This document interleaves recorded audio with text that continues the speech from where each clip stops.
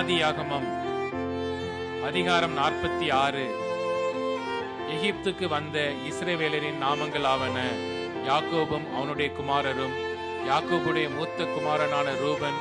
ரூபனுடைய குமாரர் ஆனோக்கு, பல்லு, எஸ்ரோன், கர்மி என்பவர்கள்.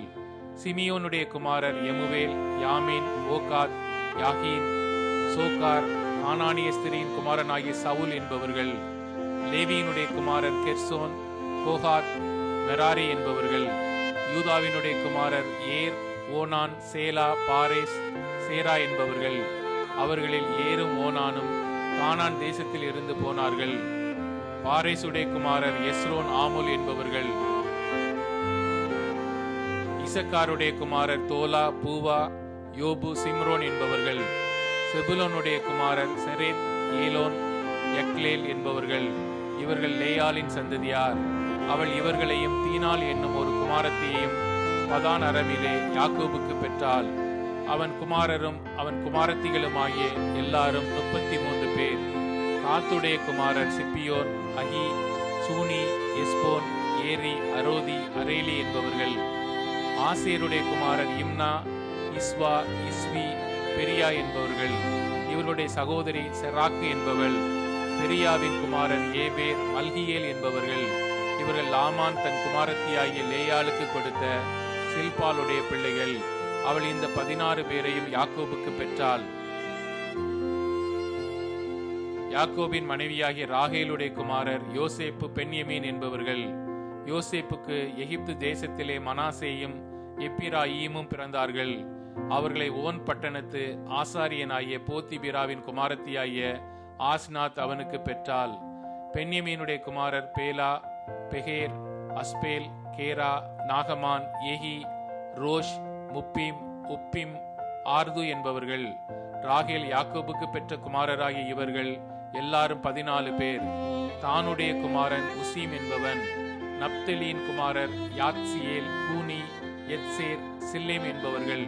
இவர்கள் லாபான் தன் குமாரத்தியாகிய ராகேலுக்கு கொடுத்த பில்கால் யாக்கோபுக்கு பெற்றவர்கள். இவர்கள் எல்லாரும் 7 பேர். யாக்கோபுடைய குமாரரின் மனைவிகளை தவிர அவனுடைய கற்ப பிறப்பாயிருந்து அவன் மூலமாய் எகிப்திலே வந்தவர்கள் எல்லாரும் 66 பேர். யோசேப்புக்கு எகிப்திலே பிறந்த குமாரர் 2 பேர். ஆக எகிப்துக்கு போன யாக்கோபின் குடும்பத்தார் 70 பேர். கோசேன் நாட்டிலே தன்னை யோசேப்பு சந்திக்க வரும்படி சொல்ல யூதாவை தனக்கு முன்னாக அவனிடத்தில் யாக்கோபு அனுப்பினான். அவர்கள் கோசேனிலே சேர்ந்தார்கள். யோசேப்பு தன் ரதத்தை ஆயத்தப்படுத்தி அதன் மேல் ஏறி தன் தகப்பனாகி இஸ்ரவேலை சந்திக்கும்படி போய் அவனை கண்டு அவனுடைய கழுத்தை கட்டி கொண்டு வெகு நேரம் அவன் கழுத்தை விடாமல் அழுதான். அப்பொழுது இஸ்ரவேல் யோசேப்பை பார்த்து, நீ இன்னும் உயிரோடு இருக்கிறாயே, நான் உன் முகத்தை கண்டேன், எனக்கு இப்போது மரணம் வந்தாலும் வரட்டும் என்றான். பின்பு யோசேப்பு தன் சகோதரரையும் தன் தகப்பனுடைய குடும்பத்தாரையும் நோக்கி, நான் பார்வோனிடத்திற்கு போய் கானான் தேசத்திலிருந்து என் சகோதரரும் என் தகப்பன் குடும்பத்தாரும் என்னிடத்தில் வந்திருக்கிறார்கள். அவர்கள் மேய்ப்பர்கள். ஆடு மாடுகளை மேய்க்கிறது அவர்கள் தொழில். அவர்கள் தங்கள் ஆடு மாடுகளையும் தங்களுக்கு உண்டான எல்லாவற்றையும் கொண்டு வந்தார்கள் என்று அவருக்கு சொல்லுகிறேன். பார்வோன் உங்களை அழைத்து உங்கள் தொழில் என்ன என்று கேட்டால், நீங்கள் கோசோன் நாட்டில் குடியிருக்கும்படி அவனை நோக்கி, எங்கள் பிதாக்களைப் போல உமது அடியாராகிய நாங்களும் எங்கள் சிறு வயது முதல் இதுவரைக்கும் மேய்ப்பர்களாய் இருக்கிறோம் என்று சொல்லுங்கள். மேய்ப்பர்கள் எல்லாரும் எகிப்தியருக்கு அருவருப்பாய் இருக்கிறார்கள் என்றான்.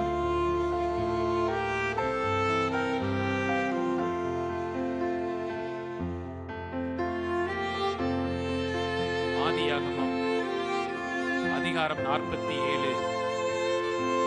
யோசேப்பு பார்வோனிடத்தில் போய், என் தகப்பனும் என் சகோதரரும் தங்கள் ஆடு மாடுகளோடும் தங்களுக்கு உண்டான எல்லாவற்றோடும் கூட கானான் தேசத்திலிருந்து வந்தார்கள். இப்பொழுது கோசேன் நாட்டில் இருக்கிறார்கள் என்று சொல்லி தன் சகோதரரில் 5 பேரை பார்வோனுக்கு முன்பாக கொண்டு போய் நிறுத்தினான். பார்வோன் அவனுடைய சகோதரரை நோக்கி, உங்கள் தொழில் என்ன என்று கேட்டான். அதற்கு அவர்கள், உமது அடியாராகிய நாங்களும் எங்கள் பிதாக்களும் மந்தை மேய்க்கிறவர்கள் என்று பார்வோனிடத்தில் சொன்னதுமின்றி, கானான் தேசத்திலே பஞ்சம் கொடிதாயிருக்கிறது. உமது அடியாரின் மந்தைகளுக்கு மேய்ச்சல் இல்லாமையால் இத்தேசத்திலே தங்க வந்தோம். உமது அடியாராகிய நாங்கள் கோசே நாட்டிலே குடியிருக்கும்படி தயவு செய்ய வேண்டும் என்று வேண்டிக் கொண்டார்கள். அப்பொழுது பார்வோன் யோசேப்பை நோக்கி, உன் தகப்பனும் உன் சகோதரரும் உன்னிடத்தில் வந்திருக்கிறார்களே, எகிப்து தேசம் உனக்கு முன்பாக இருக்கிறது. தேசத்தில் உள்ள நல்ல இடத்திலே உன் தகப்பனையும் உன் சகோதரரையும் குடியேறும்படி செய். அவர்கள் கோசே நாட்டிலே குடியிருக்கலாம்.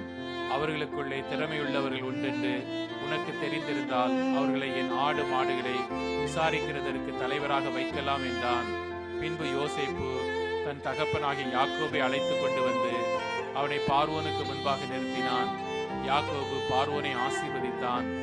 பார்வோன் யாக்கோபை நோக்கி, உமக்கு வயது என்ன என்று கேட்டான்.